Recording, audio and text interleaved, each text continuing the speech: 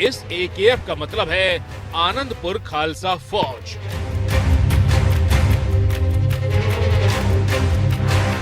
जिसके जरिए अमृतपाल पंजाब में अशांति फैलाने की तैयारी में था। अमृतपाल से जुड़े इस फौज के 114 लोग अब तक पकड़े गए हैं। AKF उसके जो गेट पे भी लिखा हुआ था। बहुत सारी राइफल BP जैकेट्स जो रिकवर हुई हैं उसमें भी AKZ लिखा हुआ, AKF लिखा हुआ है, जो कि अनंतपुर खालसा फौज है। जो प्रिलिमिनरी इन्वेस्टिगेशन में यह है कि जो इसके क्लोज एसोसिएट थे, जिनके पास वेपन्स थे, उनको ये नाम दिया गया था। उनके पास राइफल्स, बुलेट प्रूफ जैकेट्स पे भी AKF लिखा हुआ है। अमृतपाल पुलिस की नजरों में आया कब? अब जरा इस मिस्ट्री को भी समझ लीजिए। हुआ ये कि एक फेसबुक पोस्ट को लेकर 15 फरवरी को वीरेंद्र सिंह नाम के शख्स के साथ इसका विवाद हुआ। आरोप लगे कि इसके लोगों ने वीरेंद्र सिंह से मारपीट की है। बाद में अमृतपाल के साथियों पर अजनाला पुलिस ने शिकंजा कसा तो अपने एक साथी को छुड़ाने के लिए अमृतपाल ने अजनाला पुलिस स्टेशन पर कब्जा कर लिया। 23 फरवरी 2023 की वो तारीख थी जब पहली बार देश ने पंजाब पुलिस की लाचारी देखी और अमृतपाल का नाम सुना। उस दिन 5 घंटे तक अजनाला के इस इलाके में बवाल हुआ। थाने पर अमृतपाल का कब्जा रहा और इस बवाल में 6 पुलिस वाले जख्मी हो गए।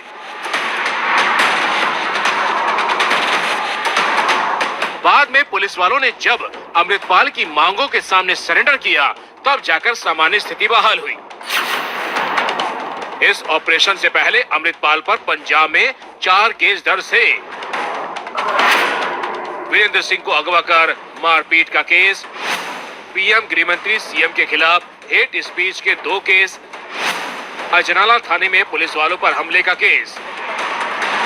ये चारों केस पिछले महीने के हैं। महज 1 महीने में अमृतपाल के कारनामों ने उसकी पोल खोल दी और फिर उसके खालिस्तानी कनेक्शन से लेकर ISI से रिश्तों की बात सामने आने लगी। इस केस में, इस पूरे एपिसोड में जो जितने भी इसमें बैड एलिमेंट्स इन्वॉल्व हैं, उसमें हम ISI का एंगल, उनकी फॉरेन फंडिंग, हमें सस्पिशन है कि इसमें ISI का एंगल भी है, फॉरेन फंडिंग भी है। उस पर फर्दर इन्वेस्टिगेशन हमारी चल रही है और इसमें जो इनकी पूरी जो संस्था है, इसके सोर्सेज हम चेक कर रहे हैं, लेकिन मेजॉरिटी जो है अब तक आया है कि हवाला, फॉरेन फंडिंग स्मॉल अमाउंट्स में इनके अकाउंट्स में आई है। उसको भी और चेक किया जा रहा है। व्हीकल्स इनसे मिले हैं, उसका भी सोर्सेज हम चेक कर रहे हैं कि उसके फंडिंग के सोर्सेज कहां से आए। जांच एजेंसियों को अमृतपाल से ISI से कुछ लिंक मिले हैं, जिसके बाद उसके कनेक्शन की जांच तेज हो गई है। अमृतपाल के ISI कनेक्शन में एक बड़ा किरदार सामने आया है, जिसका नाम है दलजीत कलसी। इस तस्वीर में दोनों साथ दिख रहे हैं। दलजीत अस्पताल के लिए फंड जुटाने का काम करता था। कलसी से जुड़े फोन रिकॉर्ड्स में पाकिस्तान के 20 टेलीफोन नंबर मिले हैं। इनमें से 2-3 नंबर पाकिस्तानी आर्मी या ISI से जुड़े लोगों के हो सकते हैं। जांच एजेंसियों की माने तो अमृतपाल के फाइनेंसर दलजीत कलसी ने 3 साल में 30 करोड़ रुपए जमा किए। आखिरकार ये पैसे कहां से आए, एजेंसियां इसकी जांच करने में जुटी हुई हैं। ये भी जानकारी मिली है कि अमृतपाल सिंह दुबई से पंजाब आने से पहले जॉर्जिया गया था। इस बात का भी शक है कि कहीं वहां पर वो ISI से ट्रेनिंग लेने को नहीं गया था। इस केस में अब तक जितने लोग गिरफ्तार हुए हैं, उनमें से ज्यादातर हाई प्रोफाइल आरोपियों को पंजाब पुलिस असम लेकर गई है। असम के डिब्रूगढ़ में सुरक्षा व्यवस्था चाक चौबंद है और सेंट्रल जेल में इन आरोपियों को रखा गया है। वक्त हो गया है स्पेशल सेगमेंट का। बात करेंगे आज ऑपरेशन ए की। ऑपरेशन ए जो कि चल रहा है पंजाब में। 10 साल तक दुबई में रहकर लौटा खालिस्तान समर्थक अमृतपाल महज 8 महीने में ही पंजाब पुलिस के लिए सरदर्द बन गया है। 3 दिनों से उसकी गिरफ्तारी के लिए जगह जगह छापेमारी चल रही है, लेकिन पुलिस उस तक अभी तक नहीं पहुंच पाई है। अमृतपाल के 116 साथियों को पकड़ लिया गया है। ज्यादातर पर NSA के तहत कार्रवाई भी हो रही है। ABP न्यूज आज अमृतपाल की मिस्ट्री आपको समझाने जा रहा है।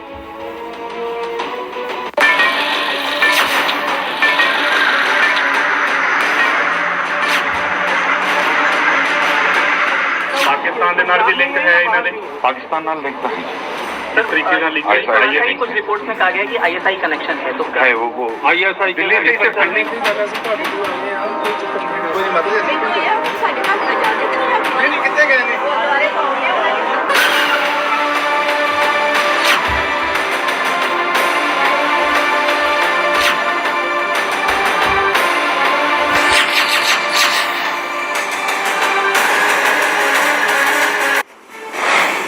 गैंगस्टरों के लिए यमदूत। अब अमृतपाल देखेगा वर्दी की असली ताकत। खालिस्तान को खल्लास करने की जिम्मेदारी आईपीएस स्वप्न शर्मा को अमृतपाल की कमान। अमृतपाल की दबंगई जितने दिन चलनी थी वो चल चुकी, जितनी अकड़ थी वो ढीली हो चुकी है। खालिस्तान के लिए सीने पर गोली खाने वाले का हाल किसी चूहे से कम नहीं, क्योंकि मार दोहरी पड़ी है। गुरु ग्रंथ साहिब को सामने रखकर पंजाब पुलिस के थाने में खौफ का नंगा नाच करने वाला अपराधी अब उस आईपीएस का सामना करेगा जिसके नाम से गैंगस्टरों की पैंट गीली हो जाती है। इस आईपीएस ऑफिसर का नाम है आईपीएस स्वप्न शर्मा। आज इन्हीं के खौफ की दास्तां से आपको रूबरू कराएंगे। नमस्कार, एनएमएफ न्यूज देख रहे हैं आप। मैं हूं आपके साथ अभिषेक पुंडित। पुलिस वालों पर जिम्मेदारी का सवाल होता है और उस जिम्मेदारी के लिए ये खुद से ज्यादा दूसरों का ख्याल रखते हैं।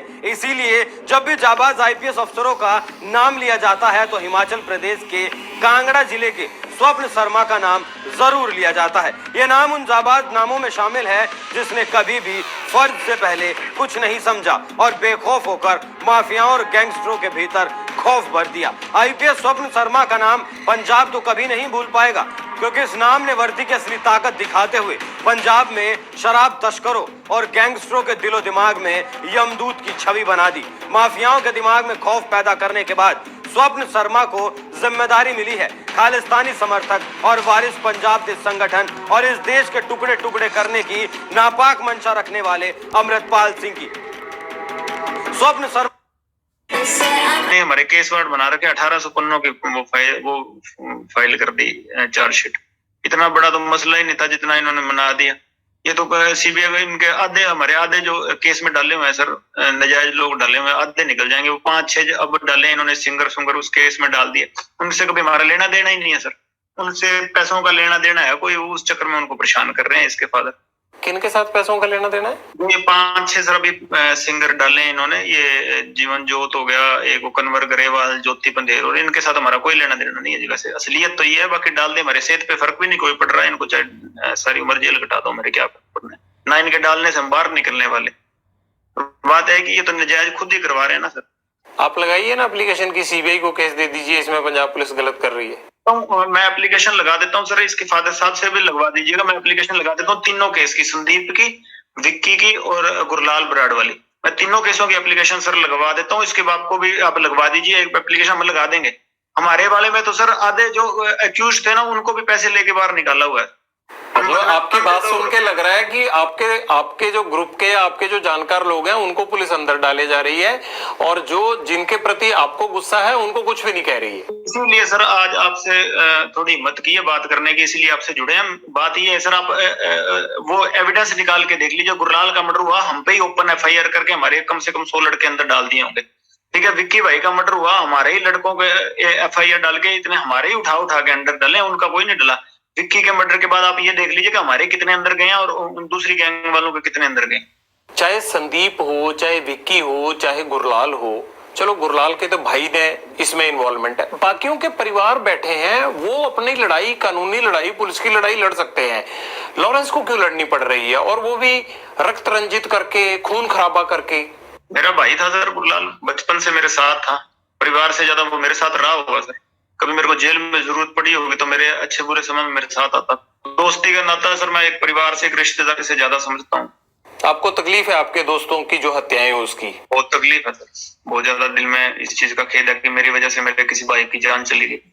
आपकी वजह से कैसे गई? कि मेरे साथ जुड़े हुए थे, मेरे को टारगेट करने के लिए, मेरे को दुख पहुंचाने के लिए मेरे जो अजीज भाई थे या मेरे जो प्यारे भाई थे उनको टारगेट किया गया।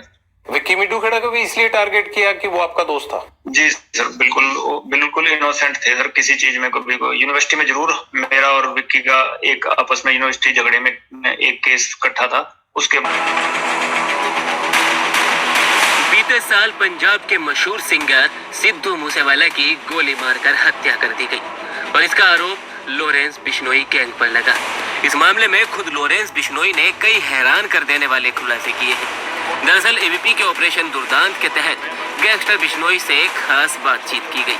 इस दौरान उसने कहा कि सिद्धू मूसेवाला की हत्या गोल्डी बराड़ ने कराई है। बिश्नोई ने बताया कि मूसेवाला के मर्डर की पूरी प्लानिंग गोल्डी और सचिन ने मिलकर की थी।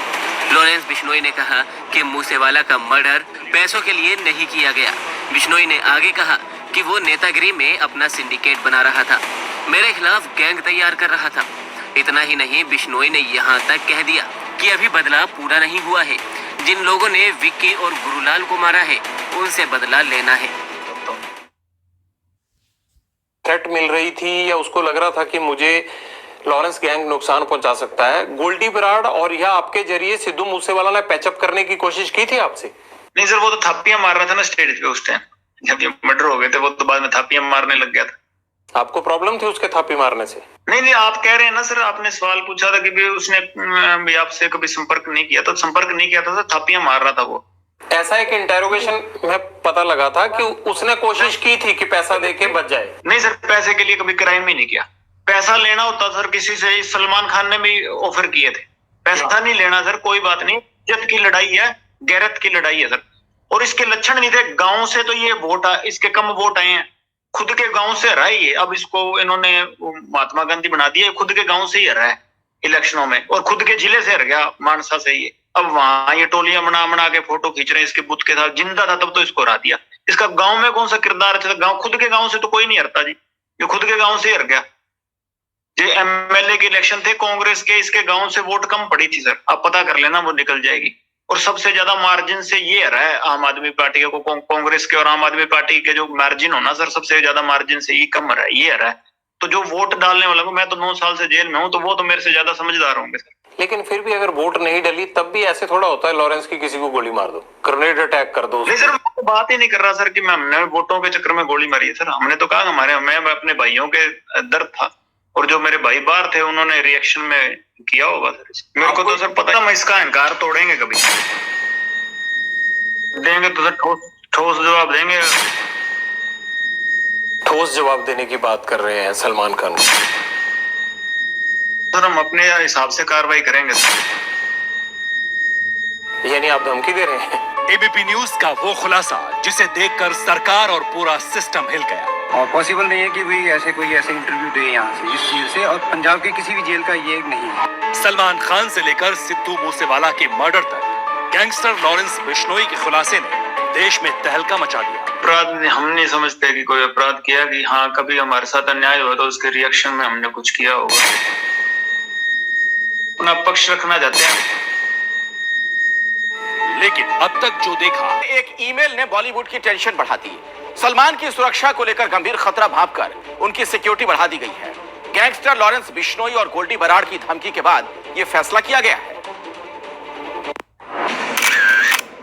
मुंबई के बांद्रा इलाके में सलमान खान के घर के बाहर सुरक्षा का घेरा और कड़ा कर दिया गया है। सलमान खान को धमकी भरा एक ईमेल मिला और उसके बाद मुंबई पुलिस और भी सतर्क हो गई। आपको बता दें कि लॉरेंस बिश्नोई से मिली धमकी के बाद सलमान खान की सुरक्षा को अपग्रेड किया गया था और ये सुरक्षा Y+ कैटेगरी की गई थी। सलमान के घर के इर्द गिर्द सुरक्षा घेरा बढ़ाने के पीछे है उन्हें मिली ताजा धमकी, जो उनके ऑफिस को आई है एक ईमेल से। उसके पीछे हैं 2 खतरनाक चेहरे, जेल में बंद गैंगस्टर लॉरेंस बिश्नोई और फरार चल रहा उसका साथी गोल्डी बराड़। सलमान के मैनेजर और दोस्त प्रशांत गुंजलकार को रोहित गर्ग की ईमेल आईडी से आए ईमेल में धमकी दी गई है। गोल्डी भाई को बात करनी है तेरे बॉस सलमान से, इंटरव्यू देख ही लिया होगा, उसे शायद नहीं देखा हो तो बोल दियो, देख लेगा। मैटर क्लोज करना है तो बात करवा दियो, फेस टू फेस करना हो वो बता दियो, अभी टाइम रहते बता दिया है, अगली बार झटका ही देखने को मिलेगा। सलमान को इस धमकी भरे ईमेल की टाइमिंग समझना जरूरी है। ये ईमेल लॉरेंस बिश्नोई के जेल से एबीपी न्यूज को दिए इंटरव्यू के बाद आया है। जीवन का टारगेट क्या है तुम्हारे? लक्ष्य तो सर सलमान खान मारना जी, और कोई लक्ष्य नहीं है। तो कहीं ये आपका गैंग या आप पब्लिसिटी लेने के लिए तो नहीं ये हुआ बनाया हुआ आपने? बस सर पब्लिसिटी का ही चक्कर है, उसकी गार्ड हटा दो बस। पुलिस वाले उससे हटा दो, बाकी हम पब्लिसिटी लेना चाहते हैं। आपके गुंडा बनने के बाद उसकी कभी आपसे बात नहीं हुई? गुंडा सर मैं अभी तक बना ही नहीं। गुंडा जैसे सर जिस दिन सलमान खान मार दिया उस दिन बनेंगे। सलमान खान के मैनेजर ने धमकी वाले ईमेल की शिकायत पुलिस में दर्ज कराई, जिसमें पुलिस ने गोल्डी बराड़ और लॉरेंस बिश्नोई के खिलाफ आईपीसी की धारा 120 बी यानी आपराधिक साजिश रचने, धारा 34 यानी सामूहिक रूप से किया गया अपराध और 506(2) यानी आपराधिक धमकी का मुकदमा दर्ज कर लिया है। सलमान खान को ईमेल से आई ये धमकी इसलिए भी चिंताजनक है क्योंकि इसमें गोल्डी बराड़ का जिक्र हुआ है। गोल्डी बराड़ ही वो क्रिमिनल है। कहानी नहीं चल रही है, असल जिंदगी की कहानी चल रही है। सलमान खान की जान का दुश्मन कोई बना बैठा है, जेल से बैठे बैठे सलमान को मारने की धमकियां दे रहा है। लिहाजा सलमान का और परिवार का डरना लाजमी है, परेशान होना लाजमी है। बॉलीवुड के दबंग कहे जाते हैं सलमान खान। ईमेल के जरिए जान से मारने की धमकी मिली, इसके बाद उनके घर की सिक्योरिटी बढ़ा दी गई। बांद्रा पुलिस स्टेशन में सुपरस्टार के सहयोगी द्वारा गैंगस्टर लॉरेंस बिश्नोई, गोल्डी बराड़ और एक अन्य व्यक्ति के खिलाफ आईपीसी की धारा 506(2), 120 बी और 34 के तहत एक एफआईआर दर्ज की गई है। दरअसल उनके दफ्तर में एक ईमेल भेजकर धमकी दी गई। इसके बाद मुंबई पुलिस ने गैंगस्टर लॉरेंस बिश्नोई और गोल्डी बराड़ के खिलाफ प्राथमिकी दर्ज की। ईमेल भेजने वाले ने लिखा, गोल्डी भाई सलमान खान से आमने सामने बैठकर बात करना चाहता है। अधिकारी ने बताया कि बिश्नोई और बराड़ के अलावा शनिवार को दर्ज प्राथमिकी में रोहित का भी नाम है। बठिंडा जेल में बंद बिश्नोई और गोल्डी बराड़ पंजाबी गायक सिद्धू मूसेवाला हत्याकांड में भी आरोपी है। ये ईमेल हिंदी में लिखा गया था। इसमें कहा गया था कि लॉरेंस बिश्नोई की ओर से हाल में एक समाचार चैनल को दिए गए साक्षात्कार को सलमान खान ने देख लिया होगा और अगर नहीं देखा है तो उन्हें देखना चाहिए। प्राथमिकी के मुताबिक ईमेल में गुंजलकर से कहा गया कि अगर खान मामला खत्म करना चाहते हो तो वो गोल्डी भाई के आमने सामने बैठकर बात करे। ईमेल में कहा गया कि अभी वक्त है लेकिन अगली बार झटका देखने को मिलेगा। इस समय सलमान खान और उन्हें भेजा गया धमकी भरा ईमेल सुर्खियों में है। कुछ दिनों पहले जेल से गैंगस्टर लॉरेंस बिश्नोई का इंटरव्यू लोगों के बीच चर्चा का विषय बना हुआ था, जिसमें उसने सलमान खान को मारकर हुंडा बनने की बात कही। अब सलमान खान को जान से मारने की धमकी वाले ईमेल ने उनके परिवार, दोस्त, फैन से लेकर मुंबई पुलिस तक को परेशान कर रखा है। सलमान खान को यह धमकी भरा मेल 18 मार्च 2023 को मिला है। इस मेल के बाद से सलमान खान की सिक्योरिटी काफी बढ़ा दी गई है, यहां तक कि उन्हें इवेंट्स के लिए बाहर जाने तक से रोका जा रहा है। पुलिस से जुड़े एक सूत्र ने बताया कि सलमान खान का परिवार इस ईमेल को लेकर बहुत घबरा गया है। खासतौर पर सलमान खान के पिता सलीम खान और उनके भाई अरबाज खान इस समय सलमान को लेकर काफी चिंतित है। सलमान खान के सिक्योरिटी के पुख्ता इंतजामों में उनके घर के बाहर पुलिस के जवानों से घिरी सलमान की गैलेक्सी। गोल्डी बराड़ और लॉरेंस बिश्नोई ने सलमान को भेजा धमकी भरा ईमेल, तो एक्शन में आई मुंबई पुलिस। बुलेट प्रूफ गाड़ी और Y+ सिक्योरिटी के पहरे में चलने वाले सलमान की सिक्योरिटी में किया गया है भारी भरकम इजाफा। ये नजारा देखकर आप समझ ही गए होंगे गोली चली पहली। ये भी जरूरी नहीं है भाई लॉरेंस मार देगा, मारने की कोई बड़ी बात नहीं है। क्यों? समाज में जीव हत्या ही तो अपराध है। सलमान खान की गाड़ी माते आप लाठी वगैरह दो लकड़ी भाई के भाई लॉरेंस है जो कोई न मार दे। रोज तो आम बिश्नोई समाज में पैसा वाली पार्टी है, पैसे के लिए दुनिया सब मरती है। समाज माफ कर सकता है, बाकी माफ करने वाला तो कोई है नहीं। लगातार आज 25 साल हो गया है लेकिन कोई खास निर्णय आज तक आयो नहीं है। नमस्कार, राम राम शाह। जोधपुर जिले रे कांकाणी गांव में अटे आज 25 साल पहला एक कांड हुयो, एक शिकार प्रकरण हुयो काले हिरन रो। उन मामले मायने आज तक सलमान खान पेशी में जाया करे, बियाने सजा भी हुई है। और पर्यावरण प्रेमी और वन्य जीव प्रेमी एक कौम है विष्णु समाज, कोर्ट है आपरो निर्णय दे बियाने सलमान खान ने सजा देवे। विष्णु समाज री तरफ अटे काले हिरन रो जो स्मारक बनायो है, वह आई जगह है जटे सलमान खान इन हिरन रो शिकार करियो हो। और उन टाइम लगभग 1998 में हमसा साथ एक फिल्म ही बिनी शूटिंग हुई थी। उन शूटिंग के दौरान ही चर्चा में आयो हो। जैसे ही लॉरेंस का इंटरव्यू सामने आया वैसे ही सलमान खान को लेकर चर्चाएं होने लगी कि आखिर क्यों लॉरेंस बिश्नोई सलमान खान के पीछे पड़ा है। वो क्या वजह है जिस वजह से लॉरेंस बिश्नोई सलमान खान को मारने की धमकी दे रहा है। खान अगर माफी मांग लें तो बात खत्म हो जाएगी। मैं पिछले 4-5 साल सलमान का अहंकार रावण से भी बड़ा है। सिद्धू मूसेवाला भी ऐसा ही अहंकारी था। बिश्नोई ने कहा कि सलमान को बीकानेर के मंदिर में जाकर माफी मांगनी चाहिए। इतना ही नहीं, उसने ये भी कहा कि उसकी जिंदगी का मकसद है सलमान खान को मारना। लेकिन सवाल है क्यों? गैंगस्टर लॉरेंस बिश्नोई ने पिछले दिनों खुलासा किया कि उसने सुपरस्टार को मारने के लिए 4 लाख रुपए की राइफल खरीदी थी। आपको बता दें, लॉरेंस बिश्नोई का साफ कहना है कि कोर्ट ने भले ही अपना फैसला सुना दिया हो, लेकिन वो इसे अंतिम फैसला नहीं मानता। लॉरेंस ने यह भी कहा कि काला हिरण शिकार मामले में फंसे सलमान खान को वो दोषी क्यों मानता है और क्यों उनका समाज उसके पीछे पड़ा है। लॉरेंस बिश्नोई ने कहा कि वो अपने फैसले पर दोबारा तभी विचार करेगा जब सलमान खान और उनके पिता सलीम खान बिश्नोई समाज से माफी मांगे। पूछताछ के दौरान उन्होंने कहा क्योंकि बिश्नोई काले हिरण को प्रधानमंत्री नरेंद्र मोदी पर तंज कसा। लेकिन इसी बीच केजरीवाल ने राजधानी भोपाल में कार्यकर्ता सम्मेलन को संबोधित करते हुए पीएम मोदी को कुछ ऐसा कह दिया कि राजनीति में उनका ये बयान फिर चर्चाओं में आ गया। भोपाल में उन्होंने देश के प्रधानमंत्री को कम पढ़ा लिखा कह दिया। सुनिए अरविंद केजरीवाल ने क्या कुछ कहा।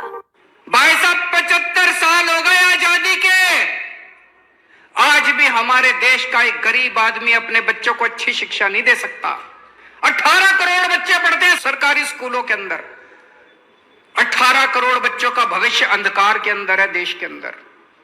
पूरे देश में सरकारी स्कूलों का बुरा हाल है। 75 साल के बाद भगवान ने एक शख्स भेजा, मनीष सिसोदिया। उसने दिल्ली के अंदर सरकारी स्कूलों में कमाल करके दिखा दिया। भाई साहब, आप जितने लोग हैं, मैं मजाक नहीं कर रहा, मैं आपको न्योता दे रहा हूं। आप दिल्ली आओ, दिल्ली के किसी सरकारी स्कूल में घुस जाना, आपको यकीन नहीं होगा, शानदार 5 स्टार बिल्डिंग है हमारे सरकारी स्कूलों की। 99.7% नतीजे आए हैं। सरकारी स्कूलों के बच्चे इंजीनियर बन रहे हैं, डॉक्टर बन रहे हैं। रिक्शे वालों के बच्चे डॉक्टर, इंजीनियर, वकील बन रहे हैं।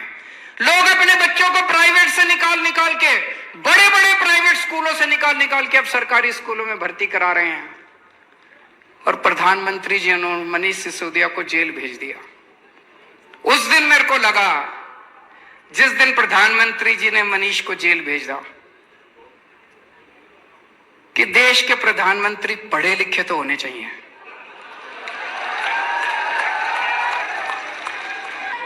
होने चाहिए कि नहीं होने चाहिए? अगर देश के प्रधानमंत्री पढ़े लिखे होते तो उनको शिक्षा का महत्व पता होता कि शिक्षा कितनी जरूरी है देश के विकास के लिए।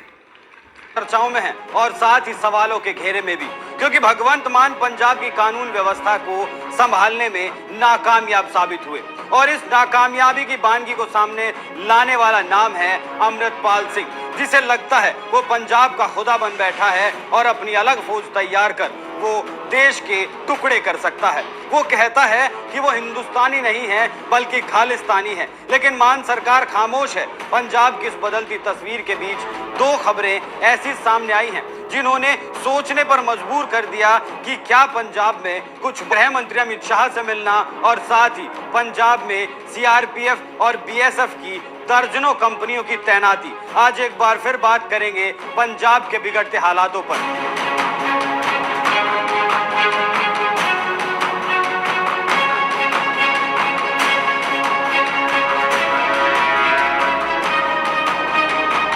कोशिशों का था। 40 मिनट की मुलाकात में क्या कुछ हुआ वो भी आपको बताऊंगा। पंजाब में खालिस्तान समर्थकों की बढ़ती घटनाओं के मद्देनजर कानून व्यवस्था बनाए रखने के लिए कोई बड़ा कदम उठाया जा सकता है, इस बात पर मोहर लग चुकी है, क्योंकि गृह मंत्रालय के आदेश पर पंजाब में सीआरपीएफ, बीएसएफ, आरएएफ की दर्जनों कंपनी चर्चा की। सीमा पर कांटेदार तार को स्थानांतरित करने के मुद्दे पर भी चर्चा की गई। पंजाब की रुकी हुई ग्रामीण विकास निधि को जल्द जारी करने को कहा। केंद्र पंजाब कानून और व्यवस्था के मुद्दे पर एक साथ काम करेगा। यहाँ पैसे का जिक्र करना भी जरूरी है, क्योंकि पंजाब को राज्य चलाने के लिए पैसा चाहिए। फ्री का जो लॉलीपॉप जनता को बांटा है, उन वादों को पूरा करने के लिए पैसों की जरूरत है। और पैसा क्यों चाहिए वो भी सुनिए। ये आंकड़ा सितंबर 2022 तक का है। सितंबर 2022 तक पंजाब सरकार पर करीब 3 लाख करोड़ का कर्ज था। आम आदमी पार्टी की भगवंत मान सरकार के लिए इस कर्ज से निपटना एक बड़ी चुनौती है। कैग की रिपोर्ट के वहां पर उनके द्वारा सिर्फ काम में अड़ंगा डाला जा रहा है। दूसरी तरफ राज्यपाल को मुख्यमंत्री भगवंत मान के जवाबों से आपत्ति है। उनकी भाषा पर कई तरह के सवाल उठाए गए। हाल ही में जब 3 मार्च के लिए बजट सेशन शुरू करने की अनुमति मांगी गई तो राज्यपाल ने लीगल एडवाइजरी कट्टर समर्थक अमृतपाल सिंह खुलेआम खालिस्तान का प्रचार कर रहा है। अमृतपाल सिंह कहता है वो हर उस शख्स के साथ है जो खालिस्तान का समर्थन करता है। एसजीपीसी को केंद्र के हिसाब से नहीं बल्कि अपने संविधान के मुताबिक चलना होगा। विदेश में बैठे आतंकी गुरपंतवंत सिंह पन्नू के बारे में संधू ने कहा, सरकार किसी को भी आतंकी या साधु घोषित कर सकती है। आज भी सब पंजाबी गुलाम हैं। अब ऐसे में गृह मंत्रालय को ही ये सोचना होगा कि कौन सी गुलामी में है और इन्हें कैसी आजादी चाहिए। आप इस खबर पर क्या राय रखते हैं हमें कमेंट करके जरूर बताएं। नमस्कार।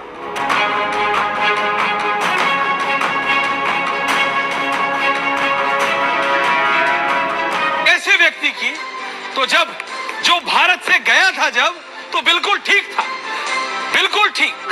भारत प्रेमी, भारत के पासपोर्ट पे वीजा लगवा के जाने वाला वो अमृतपाल सिंह। लेकिन जब वही अमृतपाल सिंह विदेश से वापस अपनी ही धरती भारत में आता है और अपने प्रदेश पंजाब में वापस जाता है तो उसका हाल चाल हुलिया सब बदल जाता है। कोई किस तरह की वेशभूषा धारण करना चाहता है उसमें कोई दिक्कत नहीं, सम्मान नहीं है, सबका सम्मान है। लेकिन कोई भारत में रह के, हिंदुस्तान में रह के 22 को नहीं बना था जब गुरुद्वारा बिहारीपुर में तोड़फोड़ हुई थी, या 19 फरवरी 2023 में नहीं बना था जब ये अमृतपाल ने गृह मंत्री देश के अमित शाह को धमकी दी थी और इंदिरा गांधी जैसा हश्र करने की बात कही थी। ये 23 फरवरी 2023 को अजनाला थाने पुलिस थाने के बाहर थी, पुलिस थाने के बाहर थी और अमृतपाल सिंह के सपोर्टर्स थाने के अंदर उस दिन नहीं था। नहीं, बिल्कुल था। और मैं बताऊं, लॉ एंड ऑर्डर की बात है, उस समय हजारों लोग सड़कों के ऊपर थे और ये जो सेंसिटिव इश्यूज होते हैं उसके अंदर जो चाहे राज्य सरकार हो चाहे सेंट्रल सरकार हो, सारे आपस में कोऑर्डिनेट करके माहौल देख के उसके ऊपर एक्शन लिया जाता है। और आज एक्शन हुआ। आप इतने समय से कह रहे हैं एक्शन नहीं हो रहा, उसको अरेस्ट नहीं किया जा रहा। पुलिस जब एक्शन लेती है पूरी जांच करके उसके ऊपर एक्शन लिया जाता है, उसको अरेस्ट कर लिया जाता है। ये नेशनल या तुझे कॉन्स्टिट्यूशन की किताब पढ़ लो, जड़ा तेरे सोखा हो तुझे पढ़ लो। नहीं तुझे सीनियर बंदे हो, मैं ता कह रहा स्टेट सब्जेक्ट जो ਉਹਨੂੰ सूट करदा तुझे कहते हो स्टेट है कहा तुझे कहते हो नेशनल है, स्टेट लिस्ट में है। Sharma please be quite. तुसी देख लो यार भगवंत सिंह। मैं प्रीतपाल बालेवाल साहब के पास जा रहा हूँ। बालेवाल जी, ये पंजाब में पहले नहीं इसको अरेस्ट करना चाहिए था। गवर्नर है, मैं जवाब नहीं है। कमाल है। बालेवाल साहब, ऐश्वर्या भाई पकड़ तो पहले लेना चाहिए था, बट क्या करें, मजबूरियां थी हमारी सरकार की जो यहाँ पे पंजाब में कमजोर सरकार बदलाव नाम पे चुन लिया लोगों ने, जो गलती हो गई है उस कारण। कल एक इंटरव्यू होता है, आपने भी देखा हो, पार्ट 2 ऑफ लॉरेंस बिश्नोई जो जेल में बैठ के किया। डीजीपी साहब जो हमारे पंजाब के, उन्होंने 2 दिन पहले उसकी वो तस्वीर जारी की थी कि यहाँ पे लॉरेंस बिश्नोई का हुलिया ये